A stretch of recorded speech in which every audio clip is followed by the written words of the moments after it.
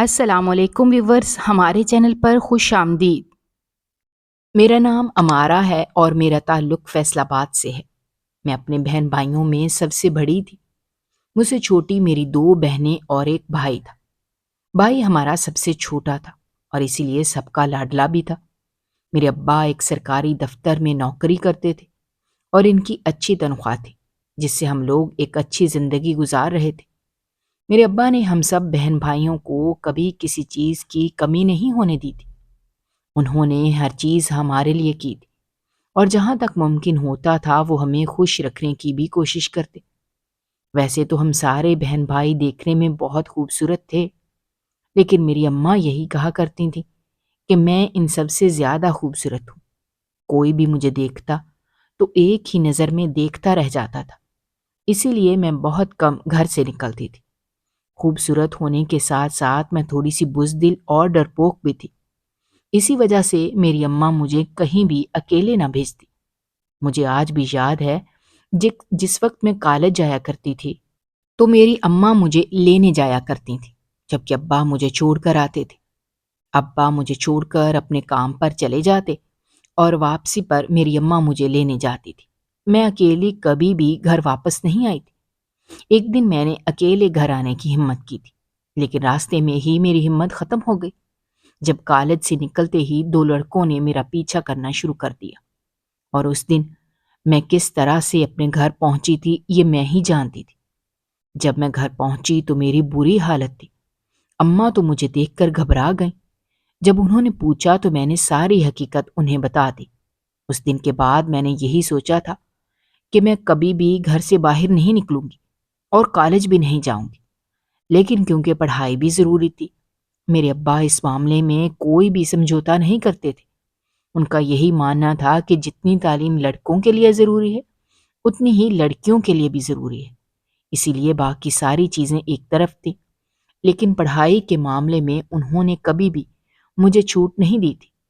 اس دن کے بعد سے پھر میرے ابا نے اماں سے یہ کہا کہ وہ خود مجھے لینے جایا کریں۔ وہ مجھے بہت سمجھایا کرتے تھے، اپنے پاس بٹھا کر مجھے ہر چیز اچھے سے سمجھاتے تھے کہ اس دنیا میں جینے کے لیے ان ساری چیزوں کا سامنا کرنا پڑتا ہے۔ کب تک میں اپنے اماں ابا کے پیچھے چھپ کر زندگی گزاروں گی؟ ایک نہ ایک دن تو مجھے اس دنیا کا سامنا کرنا ہی ہے۔ اسی لیے میں اپنے آپ میں ہمت پیدا کروں اور لوگوں سے خود لڑنا سیکھوں، لیکن میرے اندر کبھی بھی اتنی ہمت پیدا ہی نہیں ہوئی تھی۔ یہاں تک کہ میں خاندان میں بھی کسی کے گھر نہیں جاتی تھی۔ اگر میں خاندان کے کسی فنکشن پر چلی جاتی اور وہاں پر کوئی بھی مجھے تھوڑا سا کچھ بھی کہہ دیتا تو میں وہیں پر رونا شروع ہو جاتی۔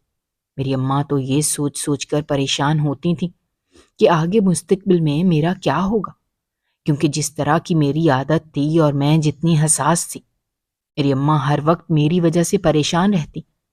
وہ جانتی تھیں کہ کل کو شادی کر کے مجھے دوسرے گھر بھی جانا ہے اور وہاں پر کوئی بھی اس طرح سے نہ تو میرا خیال رکھے گا اور نہ ہی میری فکر کرے گا جس طرح سے سارے گھر والے میری فکر کرتے تھے۔ میرے چھوٹے بہن بھائی مجھ سے زیادہ بہادر تھے اور وہ بھی میرے اوپر ہنستے تھے کہ میں چھوٹی چھوٹی چیزوں سے ڈر جاتی ہوں اور گھبرا جاتی ہوں، لیکن جانے کیوں بچپن سے ہی میرے ساتھ ایسا تھا۔ اور اماں جو یہ سمجھتی تھیں کہ بڑے ہونے پر میں سمجھدار ہو جاؤں گی اور وقت کے ساتھ ساتھ چھوٹی چھوٹی چیزوں سے ڈرنا چھوڑ دوں گی، لیکن ایسا کچھ نہیں ہوا تھا۔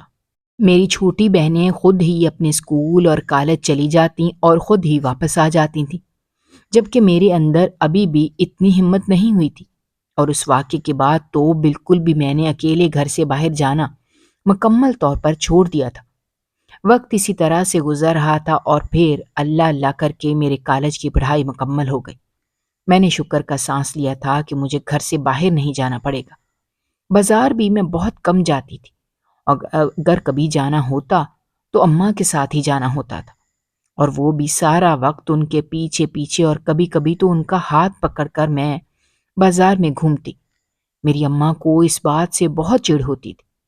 وہ یہ کہتی تھیں کہ اب میں کوئی 2 سال کی چھوٹی بچی نہیں ہوں جو ان کی انگلی پکڑ کر چلتی ہوں۔ اگر میں نے اس طرح سے کرنا ہوتا ہے تو میں گھر پر رہا کروں۔ اماں مجھے کم ہی اپنے ساتھ لے کر جاتی تھیں اور مجھے جو کچھ بھی چاہیے ہوتا تھا میں اماں کو یا اپنی بہنوں کو بتا دیتی اور وہ میرے لیے خرید کر لے آتی۔ میں اسی میں خوش ہو جاتی تھی۔ گھر میں رہنا مجھے اچھا لگتا تھا اور اب میرا سارا وقت گھر میں گزرتا تھا کیونکہ میری پڑھائی مکمل ہو گئی تھی۔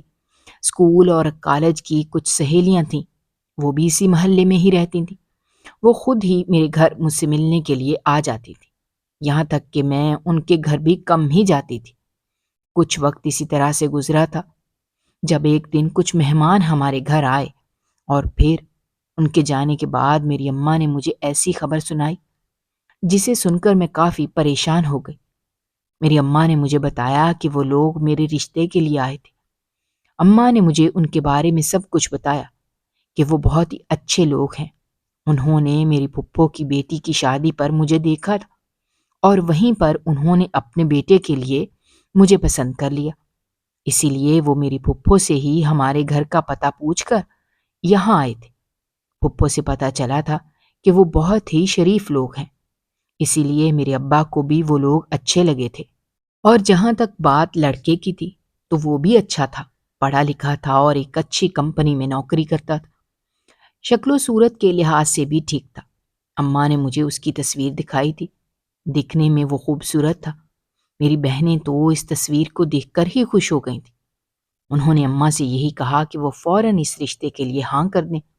مجھے اس رشتے پر کوئی اعتراض نہیں تھا، لیکن مجھے ویسے ہی شادی کے نام سے ڈر لگتا تھا کیونکہ میں تو ہمیشہ سے ہی دوسرے لوگوں سے کم ملتی جلتی تھی، اور اب جب کہ میں یہ سوچ رہی تھی کہ شادی کے بعد تو مجھے اپنا گھر چھوڑ کر کسی نئے گھر میں جانا ہوگا، تو یہی بات مجھے پریشان کر رہی تھی۔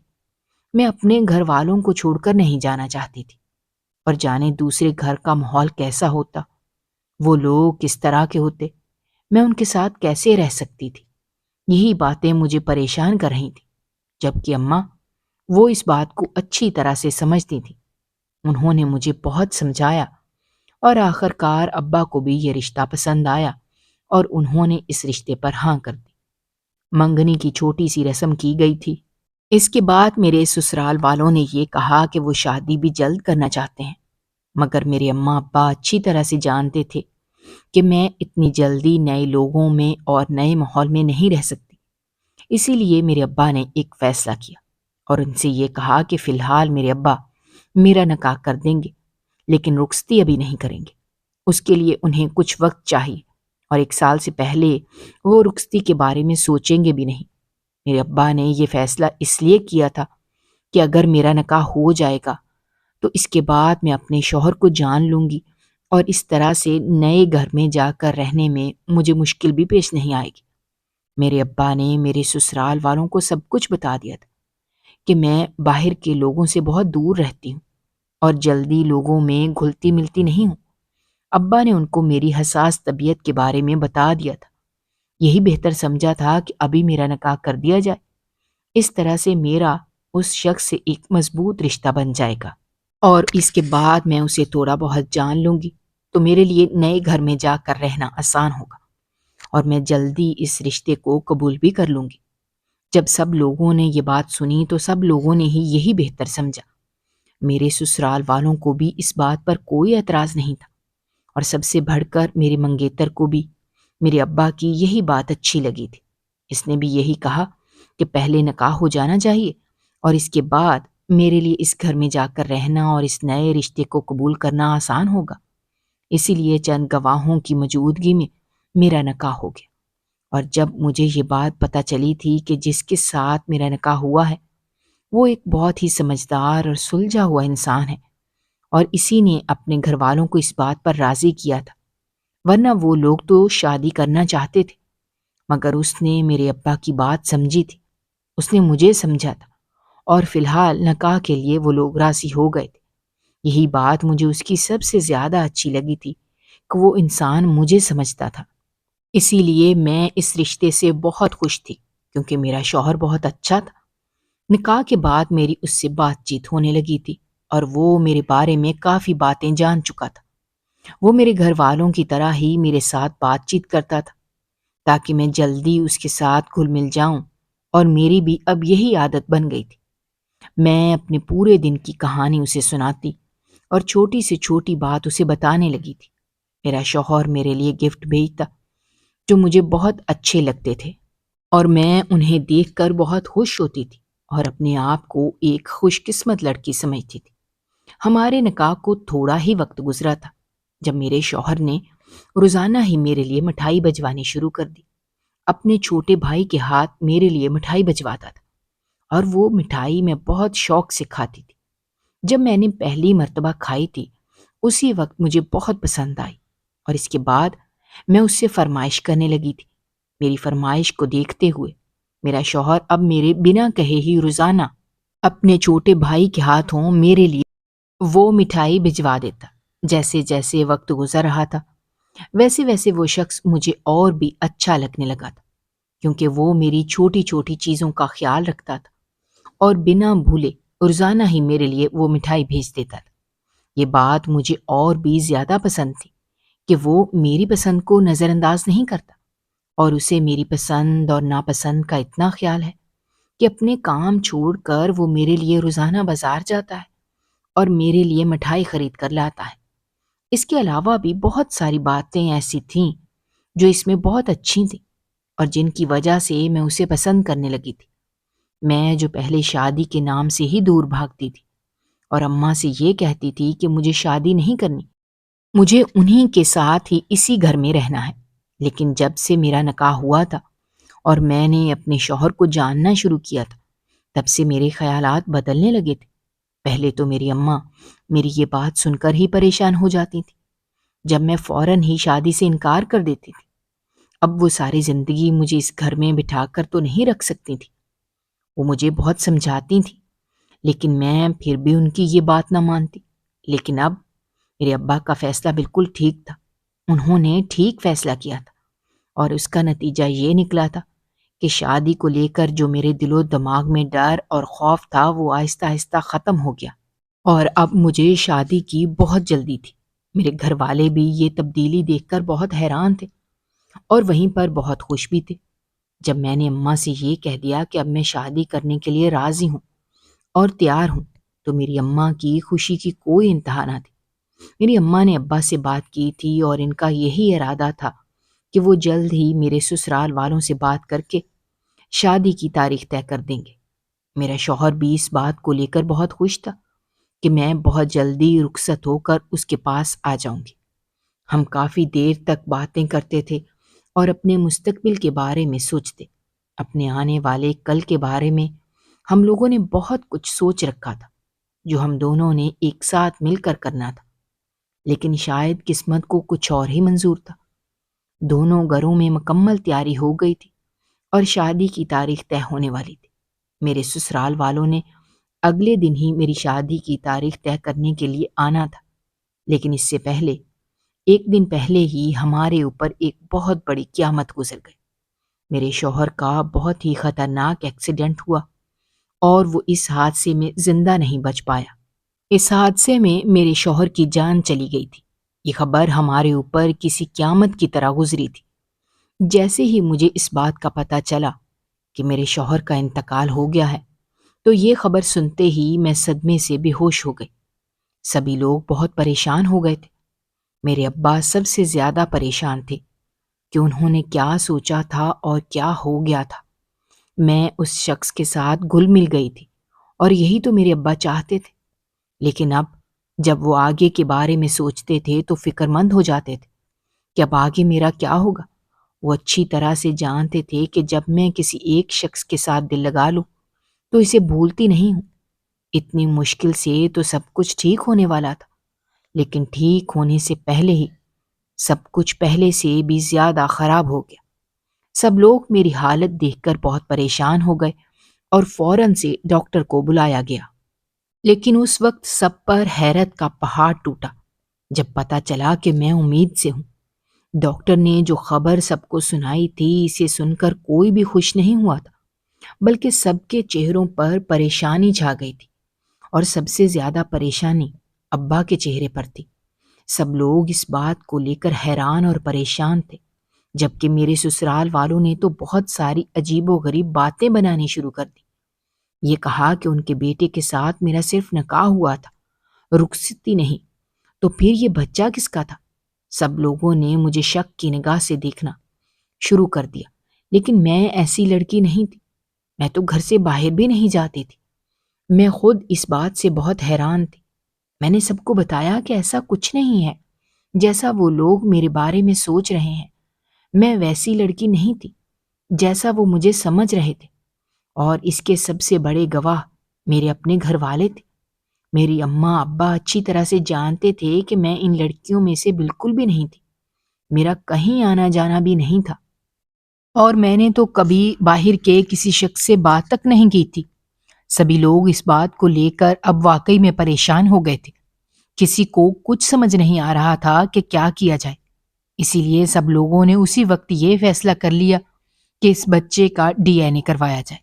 میرے گھر والوں کو تو مجھ پر پورا بھروسہ تھا، لیکن میرے سسرال والے اس بات پر یقین کرنے کے لیے تیار نہیں تھے۔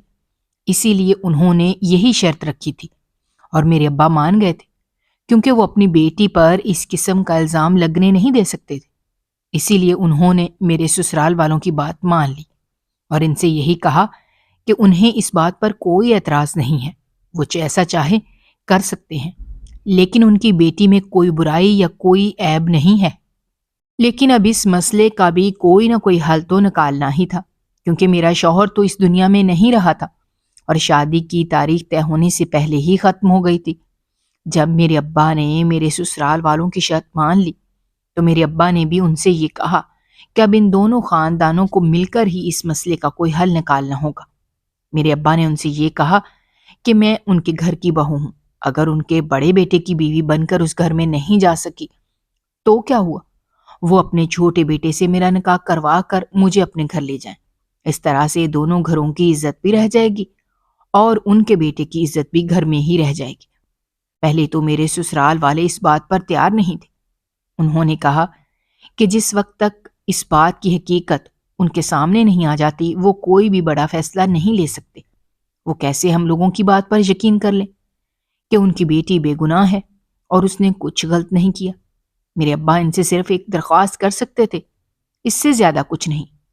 جب میرے سسرال والوں نے انکار کیا تو میرے دیور نے آگے بڑھ کر میرے ابا کو حوصلہ دیا اور ان سے کہا کہ انہیں فکر کرنے کی ضرورت نہیں ہے۔ انہوں نے ہمیشہ اپنے بھائی کی منقوہ سمجھ کر مجھے عزت کی نظر سے ہی دیکھا ہے، اور اب جب کہ اس کا بھائی اس دنیا میں نہیں رہا تو وہ اپنے بھائی کی امانت کو کہیں اور نہیں جانے دے گا۔ وہ اس نکاح کے لیے تیار ہے اور عزت سے رخصت کر کے مجھے اپنے ساتھ اپنے گھر لے جائے گا۔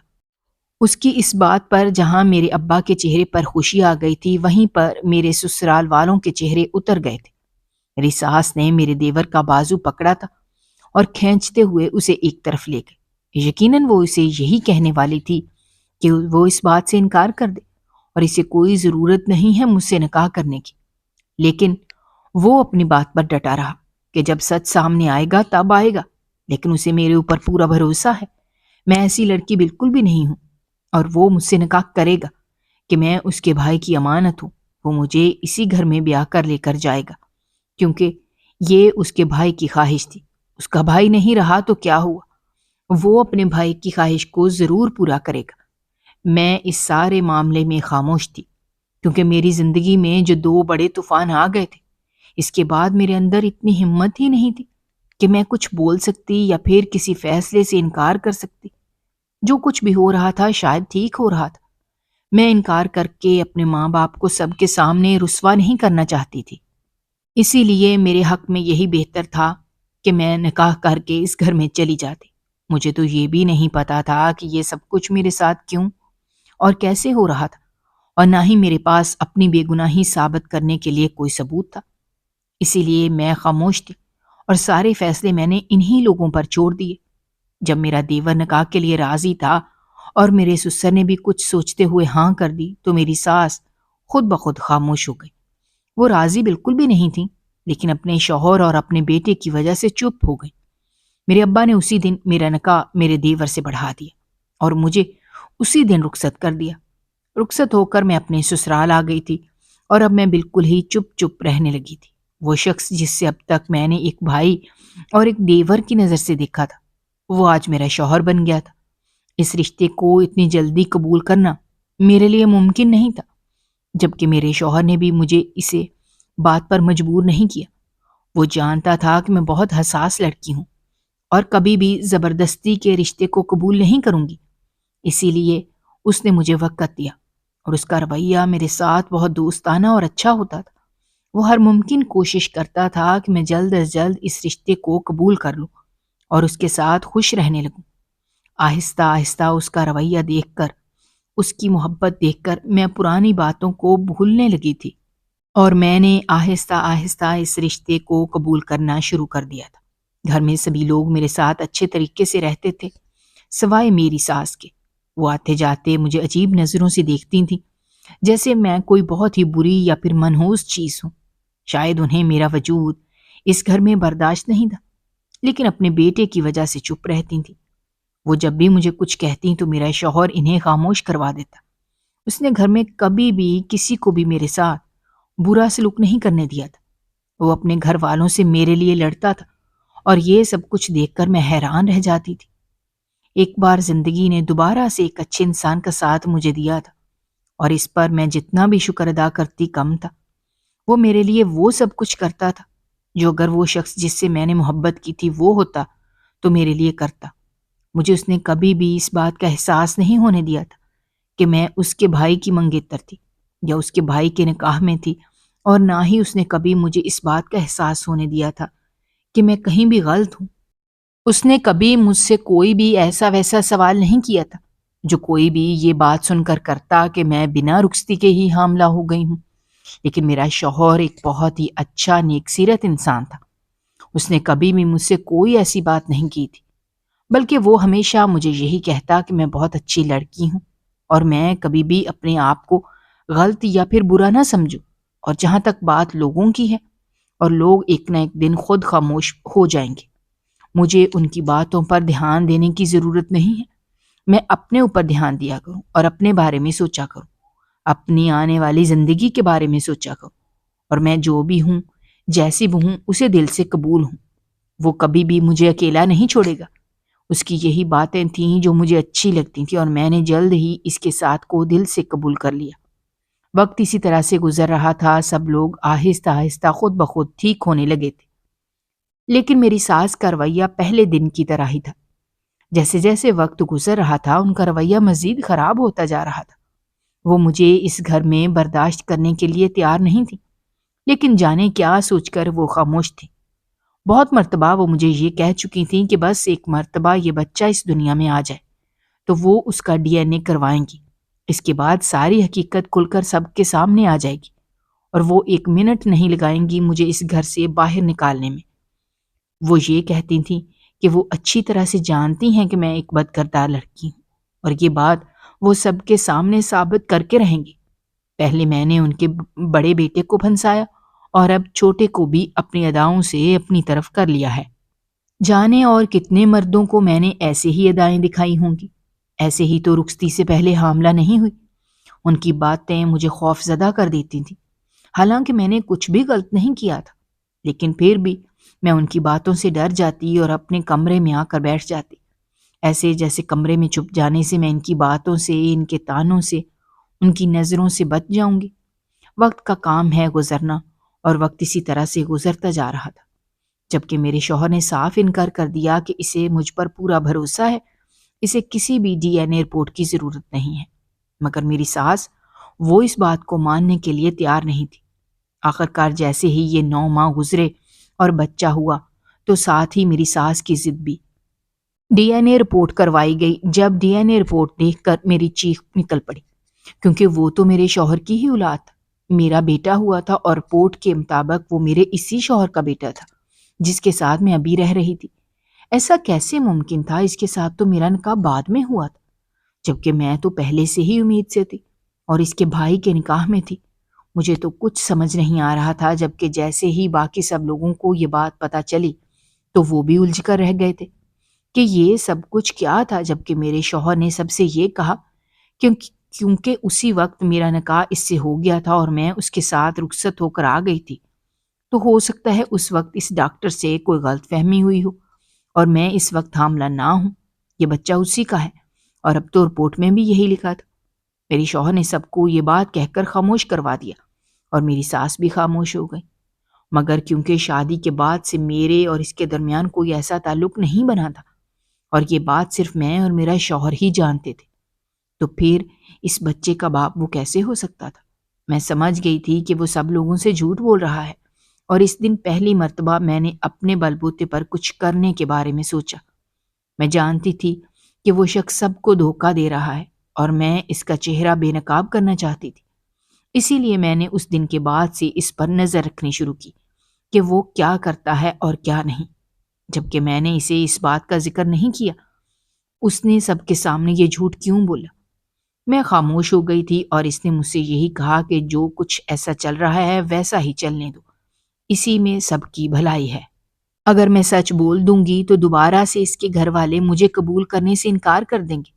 اتنی مشکلوں سے اس نے سب لوگوں کو مطمئن کیا ہے، تو میں بھی اس میں اس کا ساتھ دوں اور اس حقیقت کو تسلیم کر لوں اور ساری باتوں کو بھول جاؤں۔ جو کچھ ہو چکا تھا اسے وہیں پر ختم کر دوں اور نئے سرے سے زندگی شروع کروں۔ بظاہر تو میں نے اس کے ساتھ نئے سرے سے زندگی شروع کر دی تھی، لیکن ہر وقت میری نظر اسی پر رہتی تھی کہ وہ انسان کیا کرتا ہے اور کیا نہیں، اور پھر مجھے زیادہ وقت نہیں لگا تھا اس کی اصلیت جاننے میں۔ میں اس کے بارے میں سب کچھ جان گئی تھی۔ اس شخص نے نہ صرف میرے ساتھ دھوکہ کیا تھا، اپنے گھر والوں کے ساتھ دھوکہ کیا تھا، بلکہ اپنے بھائی کے ساتھ سب سے زیادہ غداری کی تھی، اور میں اس کے بارے میں سب کچھ جان چکی تھی۔ یہ سب کچھ اس شخص کا کیا کرایا تھا۔ جس وقت میرا اس کے بھائی سے نکاح ہوا تھا، اس وقت اس نے پہلی مرتبہ مجھے دیکھا تھا، اور اسی وقت وہ میری خوبصورتی سے اس قدر متاثر ہوا کہ پہلی نظر میں ہی میں اسے اچھی لگی۔ اس نے یہی سوچا کہ اگر وہ پہلے مجھے دیکھ لیتا تو کبھی بھی اپنے بھائی کا نکاح مجھ سے نہ ہونے دیتا، لیکن عین وقت پر کچھ نہیں کیا جا سکتا تھا۔ میرا اس کے بھائی کے ساتھ نکاح ہو گیا تھا اور وہ خاموش تھا، لیکن جب میرے ابا نے رخصتی کے لیے کم سے کم 1 سال کا وقت مانگا تو اس کے چہرے پر مسکراہٹ آ گئی، کیونکہ اس کے پاس 1 سال کا وقت تھا۔ اگر وہ اپنا دماغ چلا کر کوئی گیم کھیلتا تو وہ مجھے اپنے بھائی کی زندگی سے نکال کر اپنی زندگی میں شامل کر سکتا تھا، اور پھر اس نے ویسا ہی کیا۔ اس کا بھائی جو اس کے ہاتھ میرے لیے مٹھائی بھجواتا تھا، وہ راستے میں اس مٹھائی میں نیند کی دوا ملا دیتا اور لا کر مجھے دے دیتا۔ میں اس مٹھائی کو رات کو کھا کر گہری نیند سو جاتی تو وہ چھپ کر میرے کمرے کی کھڑکی سے میرے کمرے میں آ جاتا، اور اس طرح سے اپنے بھائی کے نکاح میں ہوتے ہوئے بھی اس شخص نے مجھے داغدار کر دیا تھا۔ میری عزت اپنے پیروں میں رون دی تھی اور مجھے کچھ خبر نہیں تھی۔ اس کے بعد اس نے اپنے بھائی کی گاڑی کی بریک فیل کر دی تھی، جس کی وجہ سے یہ حادثہ پیش آیا تھا اور اس کے بھائی کی جان چلی گئی تھی۔ وہ صرف اپنے بھائی کو اپنے راستے سے ہٹانا چاہتا تھا اور وہ اس میں کامیاب بھی ٹھہرا تھا۔ مجھے تو وہ پہلے ہی حاصل کر چکا تھا، لیکن اب مکمل طور پر اپنا بنانا چاہتا تھا۔ اسی لیے تو اس نے سب کے سامنے خوشی خوشی رشتے کو قبول کیا تھا۔ وہ جانتا تھا کہ اس میں میری کوئی غلطی نہیں ہے، جو کچھ بھی کیا تھا اسی نے کیا تھا، اور اس نے مجھے حاصل کرنے کے لیے ہی تو یہ سب کچھ کیا تھا۔ وہ جانتا تھا کہ میں ایک بہت ہی بے وقوف قسم کی لڑکی ہوں، اس کی چالوں کو کبھی سمجھ نہیں پاؤں گی، اور ایسا ہوا بھی تھا۔ میں اس شاطر انسان کی چالوں کو سمجھ نہیں پائی۔ میں جسے فرشتہ سمجھتی تھی کہ اپنے بھائی کی عزت کو اس نے اپنی عزت بنایا تھا اور رخصت کر کے اپنے گھر لے کے آیا تھا، سب سے میرے لیے لڑا تھا، لیکن حقیقت میں تو وہ انسان فرشتہ نہیں بلکہ شیطان تھا، جس نے اپنے ہی بھائی کی عزت پر نظر رکھی اور اسے رسوا کر دیا۔ وہ اپنے مقصد میں کامیاب ہو جائے گا، اسے ایسا لگا تھا، لیکن ایسا ہو نہیں پایا تھا۔ وہ سب لوگوں کو بے وقوف بنانے میں کامیاب ہو گیا تھا، لیکن یہاں پر میرا دماغ کام کر گیا تھا اور میں نے اس شخص کی اصلیت جان لی تھی اور اس کا اصل چہرہ میں سب لوگوں کے سامنے لے آئی تھی۔ میں سوچ بھی نہیں سکتی تھی کہ انتہائی شریف نظر آنے والا انسان اس قسم کا ہو سکتا ہے۔ میں اسے کتنا اچھا انسان سمجھتی تھی۔ یہ سوچتی تھی کہ میری زندگی سے اگر ایک اچھا انسان چلا گیا تھا تو اس کی جگہ ایک دوسرا اچھا انسان آ گیا تھا، لیکن میں یہ نہیں جانتی تھی کہ ان ساری باتوں کے پیچھے یہی انسان تھا، اور اس نے میری زندگی برباد کی تھی، میری ہستی بستی زندگی کو خراب کیا تھا اور میری خوشیوں کو ختم کیا تھا۔ کیسا انسان تھا کہ جس نے اپنے ہی بھائی کی جان لے لی تھی؟ اگر باقی سب لوگ اسے معاف کر بھی دیتے تب بھی میں اسے اس دھوکے کے لیے کبھی معاف نہیں کر سکتی تھی۔ اور جو کچھ اس نے اپنے بھائی کے ساتھ کیا تھا، اس شخص کے ساتھ جس سے مجھے زندگی میں پہلی بار محبت ہوئی تھی، میں اس کا خون کیسے اسے معاف کر دیتی؟ جب یہ بات سب گھر والوں کو پتہ چلی تو اس کے ماں باپ نے بھی اسے معاف کرنے سے انکار کر دیا، اور مجھ سے میری ساس نے معافی مانگی تھی، اسے پولیس کے حوالے کر دیا تھا، جبکہ اس نے بہت معافی مانگی۔ یہ کہا کہ اسے اپنی غلطی کا احساس ہے، وہ سب کچھ ٹھیک کر دے گا، لیکن کبھی کبھار ہم ایسے گناہ کر جاتے ہیں کہ جن کی نہ تو کوئی معافی ہوتی ہے اور نہ ہی ان کی کوئی تلافی ہو سکتی ہے۔ میں اپنے گھر اماں ابا کے پاس واپس آ گئی تھی اور اس شخص کو ہمیشہ کے لیے چھوڑ دیا تھا۔ میں نے اس سے خلا لے لی تھی۔ یہ بچہ ناجائز ہی صحیح، لیکن میری اولاد تھا اور میں اسے کسی قیمت پر چھوڑ نہیں سکتی تھی۔ میں نے اس کے ساتھ اپنی پوری زندگی گزارنے کا فیصلہ کیا، اور اب میں پہلے کی طرح ہی بزدل اور ڈرپوک بالکل بھی نہیں تھی۔ میں نے ایک اسکول میں پڑھانا شروع کر دیا تھا، اور اب میں اکیلی باہر چلی جاتی تھی، کیونکہ میرے اندر کا ڈر ختم ہو گیا تھا۔ جو کچھ میری زندگی میں ہو چکا تھا، اس کے بعد میں اتنی مضبوط تو ہو ہی گئی تھی کہ حالات کے ساتھ مقابلہ کر سکتی تھی۔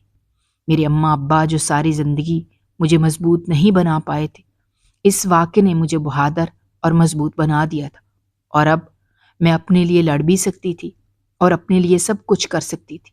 مجھے کسی کے سہارے کی ضرورت نہیں تھی۔ اگر آپ کو ہماری کہانیاں پسند آ رہی ہیں تو ہمارے چینل کو سبسکرائب کیجیے، ویڈیوز پر کمنٹ کیجیے اور شیئر کیجیے۔ شکریہ۔